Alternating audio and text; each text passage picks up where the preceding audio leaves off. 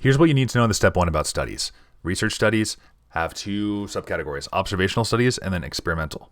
So in observational studies, the researchers have no control over the independent variables, and in experimental, you will control and randomly assign the independent variables. So let's talk about some observational study examples. Here we could have a case series. That's when you have a few patients of the same condition. There's no control group, just, hey, check out these guys. Here's what we saw. Cross-section. Boom, we're taking a cross-section like a slide. It's a snapshot in time, like prevalence. Like 10% of people in New York City have COPD. Boom.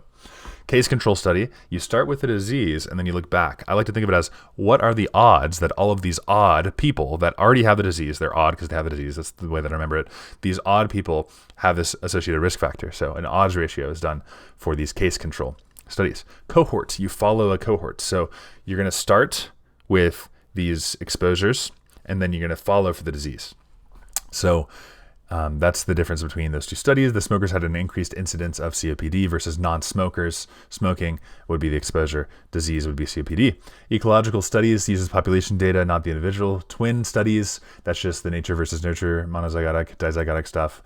And adoption studies, genes versus environment.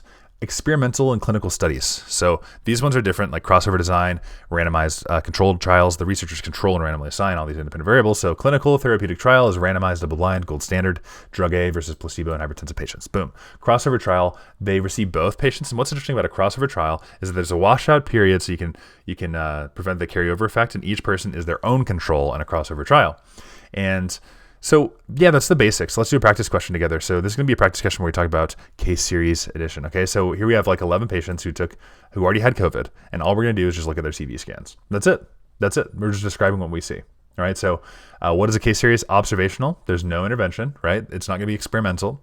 It's descriptive. There's no control group, and we just look at the disease. All right, so if you have same disease, multiple patients, no comparison, that's a case series. Case control, that would be like people with the disease compared to those without it, and you look backwards so you can see which exposures they had. Case control, the odds. Remember, what are the odds that all these odd people with the disease have it?